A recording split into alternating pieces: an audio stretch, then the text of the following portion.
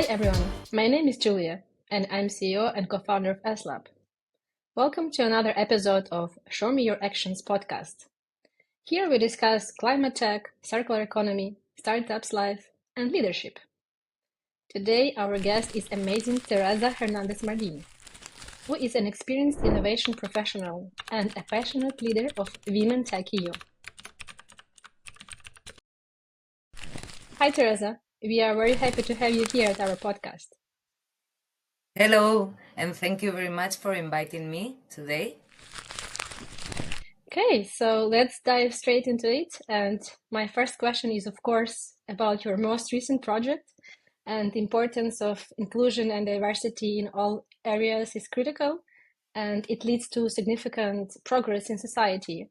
So tell us more about the Women TechEU initiative and how Women TechEU is empowering women in deep tech. So, as I say, thank you very much for having me here. I'm Teresa Hernandez. I used to say that I'm the proud leader of Women TechEU. Women TechEU is an EU-funded project. We started our journey on the 1st of February this year, so we are quite young, let's say. And what we do is we support women entrepreneurs in deep tech. And we support them in two ways. First of all, we give them funds, 75,000 euros. And also we provide them with a program of services. And this program of services is focused in three main areas. The first one is we are trying to build a community of support in which that community, those women can thrive and can support each other, because sometimes the experience that one woman can have might be relevant for others. So they can share their experiences, their issues, their successes as well. And we are very happy to have already our first cohort in place, and we are starting to create this community and these relationships and connections. The second thing our program focuses in is mentorship. So we are connecting those women with experienced mentors in their fields, and they can gain knowledge and access to different markets through these mentors. And latest but not less important is funding. We are trying to connect them with investors in order to support them to raise more funds. Because as we will speak probably later about this, but one of the biggest challenges for deep tech startups and for women in this area is funding. Yeah. And this is a general overview of the initiative. And I think it's a really important initiative because, as you may know, probably the percentage of women supported by private investors is very low all around the world. I call it the infamous 2%, because in 2021 someone did a research on that, and this percentage was the result of this research. And I think this is very important that we are now supporting presidency the startups in deep tech led by women, to try to push a little bit this percentage up. Yeah, I'm all for advocating deep tech and women in this field. And yeah, as I mentioned, inclusion is so very important. And you already started to talk about the barriers. So, what are the main challenges and barriers for specifically women in deep tech? There are a few barriers. One already I've mentioned it, which, as I said, I call it the infamous 2%. Um, Female tech startups receive only 2% of venture capital globally, which is a very, very small percentage. I'm talking about solo entrepreneurs, women. If we look a little bit if we deep dive in a little bit into the numbers, 18% of teams that are funded by women and men are the ones that receive also part of the funding. So we can say that 20% of the funds go to women and men and women led startups. So I think this is one of the most relevant barriers. And another important barrier, there are others, but I think this is an important one as well, is the gender bias, the unconscious gender bias. Hmm. A few weeks ago, I was at an event and I met this lady. She's funding an AI startup, and she has been very successful. But she told me firsthand that she had experienced this gender bias, because I have read a lot about it. But when you find someone that tells you their its own Hmm. experience, Yeah. it's incredible. And she said me something that I haven't forgotten, which is, Teresa, men are evaluated by their potential, and us women, we are evaluated by our achievements. And when you Hmm. are a pre-seed or seed startup in the deep tech, you do not have any result at all that you can show. Yeah. So it makes this very difficult to us to raise the funds we need to continue and to create our ventures. Yeah. So I think this I will summarize. There are a lot more, but for me the most relevant probably are the gender bias and the funding. Yeah, and then funding, probably challenge with the funding comes from the gender bias, as you mentioned. And what I see is that uh, usually investors ask founders promotional questions if they are men.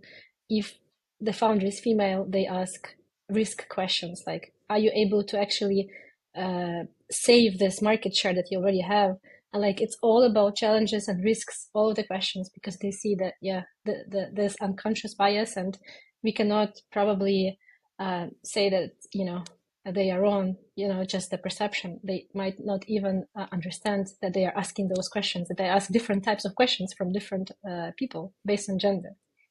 Yeah, Yeah. for that reason, I think one of the important things is to make conscious the unconscious. So Hmm. the more we talk about this, the more we share our experiences and the learnings we have to the relevant people, these will be slightly changing probably. So Yep. trying to bring this to the surface and do not keep it in the unconscious side Hmm. of ourselves. Right. Right. That's true. So, in terms of barriers in different regions of our planet, like in terms of EU, USA, South America, are they different or are they all the same for the whole world? Um, Not, I don't think I mean, there is something that it's general, but for instance, at EU level, we are pioneering a lot of gender policies, and this is really helpful.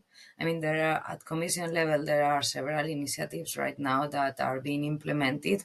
We have Women TechEU, of course, but we have Hair Fund, Women Invest EU, Supernovas, and the effect of these initiatives is raising a collective awareness, which it can have a very positive impact in the way everyone perceives women entrepreneurs. So I think we are in Europe. We are making a very good effort, and we are having an important impact in raising awareness and showing up as women as well. If we look at the United States, the important part of the United States is the huge capital markets there. I mean, Hmm.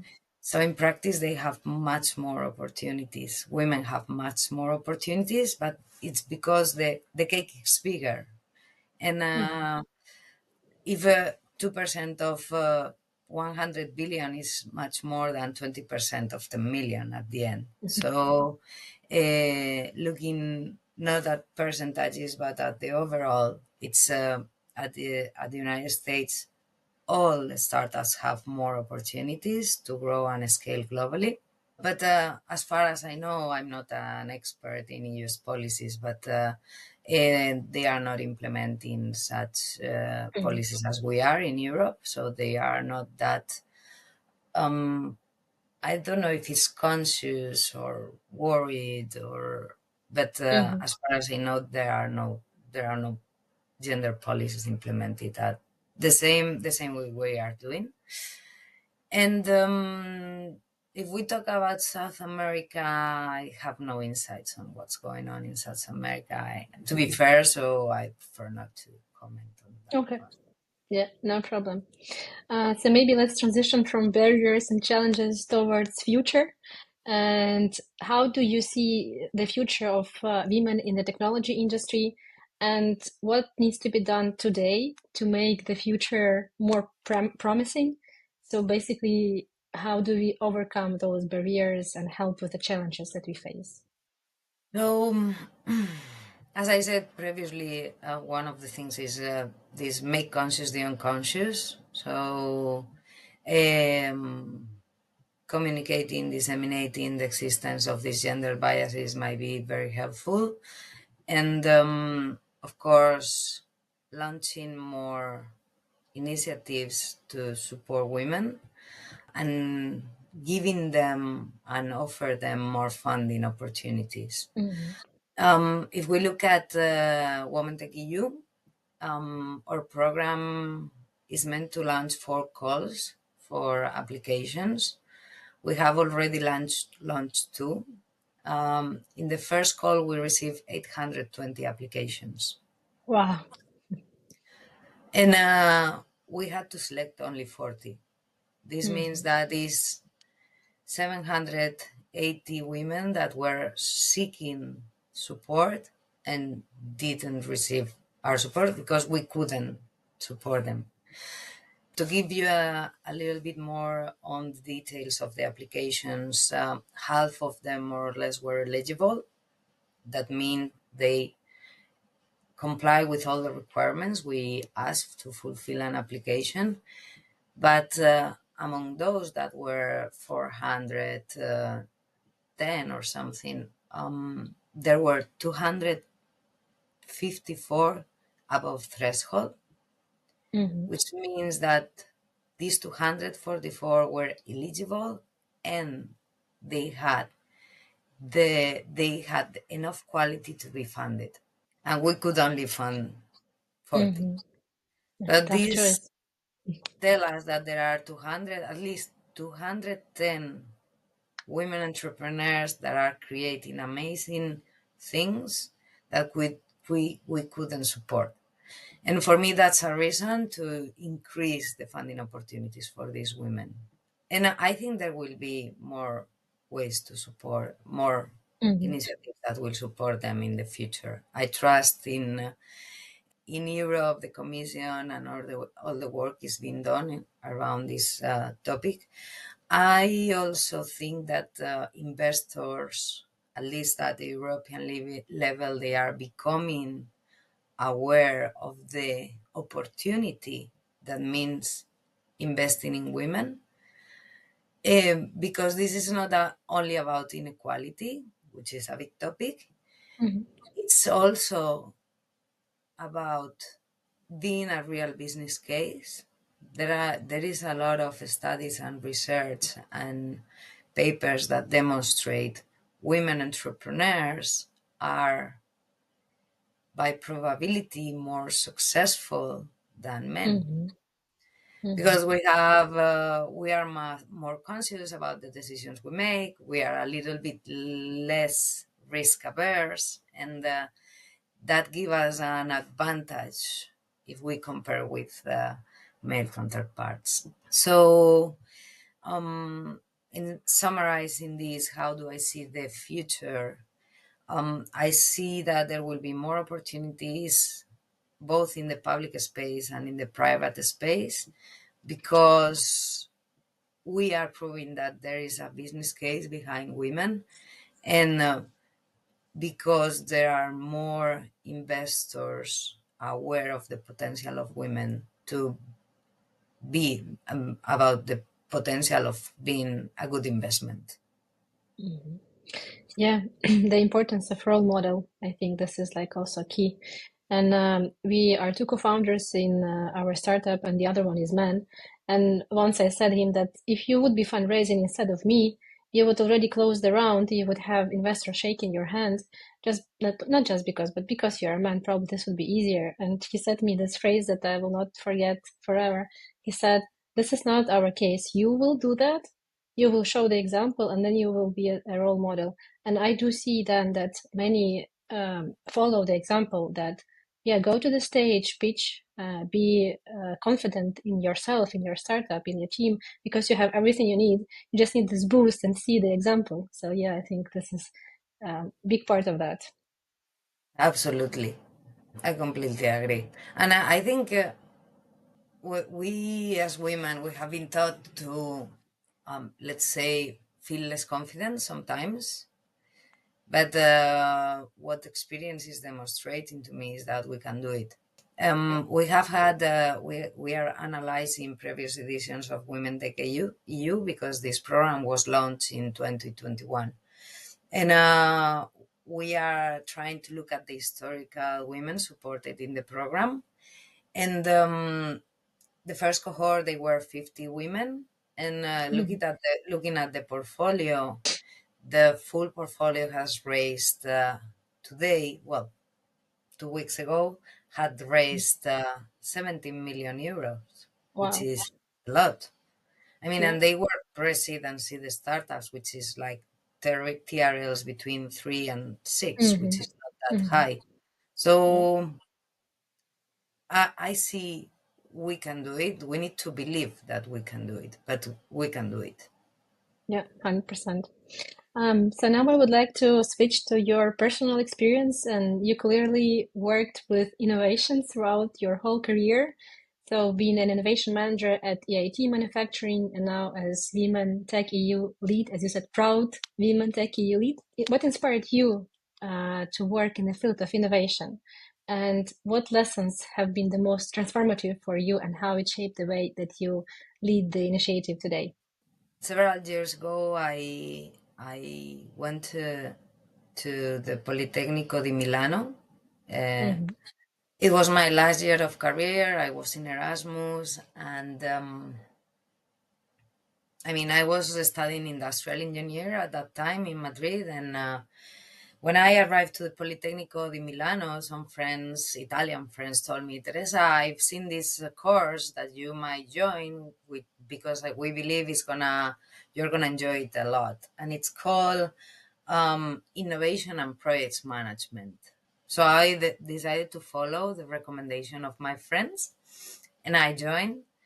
The Professor Berganti, he was an amazing teacher, um, and I was amazed with innovation at that time.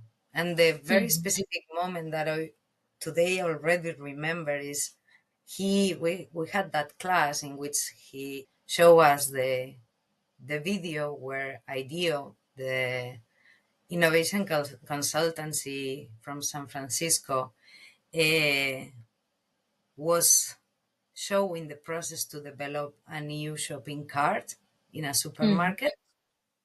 It's a very, very, very old video. And in the video, you could see how different teams gathered together and had ideas and they designed a new shopping cart. And while watching that video, I was opening my eyes more and more and more and more like, wow, this is what I want to do the rest of my life. Mm-hmm. And Mm-hmm. so at that time, I discovered my passion for innovation. Then I forgot it for a little time because after Milan, I went to London and I worked in banking. But after a Mm-hmm. year and a half, I realized that was not my thing. And I decided to pursue my dream. So I think one of my biggest career successes is that I've been able to work in innovation for the last 15 years. And I completely recognize this is my passion. I mean, there are a lot of, in 15 years, you can imagine there are a lot of Yeah. lessons. Um, but one of the things that I really enjoy about innovation is that you can make the impossible possible. I've Mm-hmm. seen it several times in different projects, things that seem to be impossible that transform into something possible. And also I have to thank well my previous roles and my previous mentors and the trainings that I've done, um, to help me to transform myself, to trust in the process, and to really learn the core and the meaning of what innovation is. Mm-hmm. Mm-hmm. Nice. And as you mentioned, you worked in different countries in different regions. So my question is, do you see any differences in approach to innovation and new technologies development in different countries or different cultures? Yes, of course, it's different, but not because of the influence of the culture. I think, well, in some cases maybe, Mhm. but for me, the relevant part is the maturity of the innovation practice in those regions. Mhm. So it's a matter of how the region itself interprets innovation and understands innovation. Mhm. For instance, when I started in Spain several years ago, innovation was something quite brand new. Um, Most of the companies didn't trust or even understand what innovation was about. And we had to evangelize a lot of Mhm. CEOs, directives, and managing directors, and to understand the power, potential, and importance of innovating. But a few years ago, I had the opportunity to go to San Francisco, Mhm. uh, and it was really shocking for me. The maturity of innovation there was absolutely unbelievable for me, something that I couldn't imagine. Mhm. Um, I had the opportunity to travel with the direction committee of a satellites company, and we had prepared a set of meetings with different people across San Francisco, different organizations, big ones, small ones. And I was completely amazed with the mindset, the vision, the I can do mindset they had there, you know? Mhm. Mhm. Uh, I remember one meeting we had with a company that wanted to do asteroid mining, Mm. Wow. and I was completely astonished, like, this is gonna happen in 10 years, we have this plan, we are gonna develop this and this and this technology, and they were pretty sure they were gonna do that. I don't know if they exist already or not. This was in 2016. It's gonna be now Mhm. 8 years, and I haven't heard anything else about asteroid mining. But I'm pretty sure there is a lot of people still investing in that area. But to answer your question, yes, there is differences, but I think the most important part in those differences is the maturity of the innovation practice in the region. Mhm. Mhm. Yeah, very good point. And in terms of that, since we are in Europe, I'm asking this question: what innovations does Europe need the most right now to stay competitive on this global stage? And how can all the stakeholders like government, businesses, startups work together to implement them? I don't know if you recently it was published, the Draghi report. I don't know if you've read it or have I think looked not at yet. it. I think it's a very interesting reading to know that nowadays. I think this report is going to guide, at least in the next few years, strategy of the European Union, or at least I hope it will. Mm-hmm. One of the most important things is that it's focused mainly in innovation, this report, and it says that Europe needs 800 billion euros Yeah. to not being left behind. Oh yeah, I Because saw that one. Now I know what it. Yeah. Yeah. so we have China there, we have Mm-hmm. United States over there, and they are being very strong at innovating. While Europe, we are staying behind them, and we need to stay competitive. Mm-hmm. So I think it's important, very important, to invest in innovation, to invest from the public side, of course, but also from the private side. We had to convince European fortunes to invest in innovation as well. Mm-hmm. Uh, our capital markets need to increase. And of course, there are a lot of fields where it's gonna be very relevant. We are behind in artificial intelligence already. Mm-hmm. Most of the algorithms have been developed in the United States, and I'm sure China has developed their own, even though we don't know about them. Um, but I think something we should start now is we should look a little bit more farther in the future, and the things that are going to be the most important ones is quantum computing. Mm-hmm. And I think we should start to throw a lot of money into that, because in 3, 4, 5 years, this is going to be the key.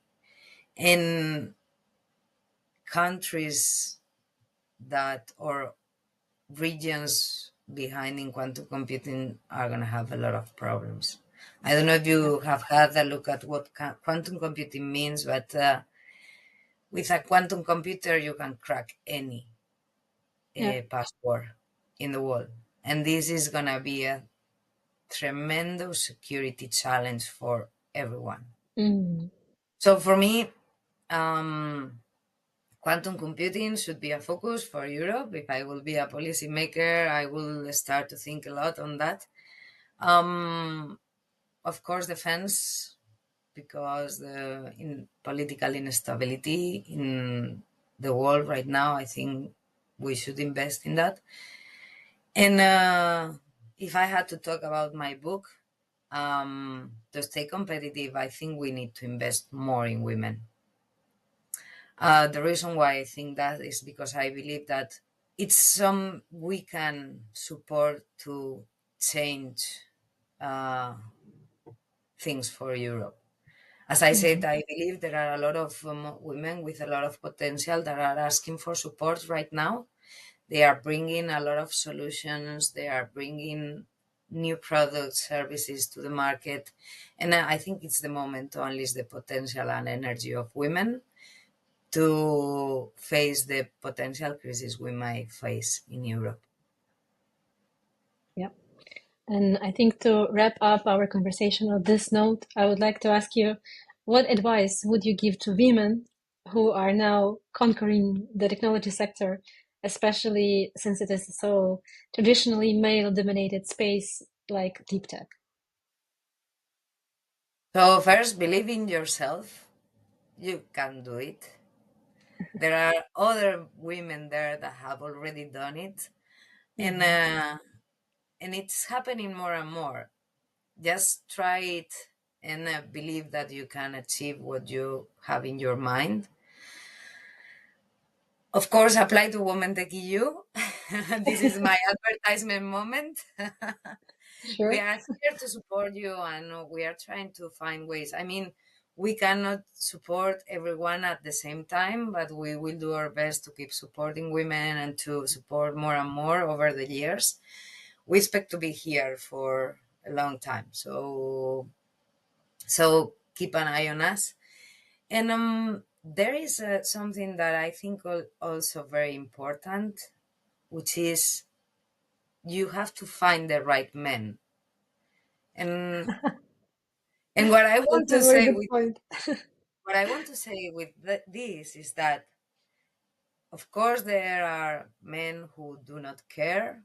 Of course, that there are men that say um, that we should have equal treatment, that there is some discrimination, but there are a lot of men out there that are supporting and Mhm, very supporting to women.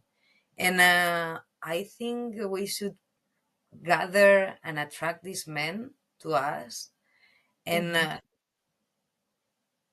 ask them to support and help us, because mhm. they can really help us in getting through and navigating the burden, the complexity, and to understand these like male dominated walls. Yeah. So find and attract the right men. This is such a good advice. It's like not for your personal life, but your business life. You have to have a proper partner. And yeah, I think collectively we can change much more than, just women trying to fight for their rights or, or advocate for themselves. It's such a um, strong statement that you need to find the right man who will be there with you. Thank you very much, Yeah. Teresa, for this insightful and great conversation. I hope that we inspired more women to act and try to something new and to apply to Women TechEU program. Thank you very much. Thank you very much, Julia. It's been a pleasure. Next episode is coming soon, so hit like and subscribe.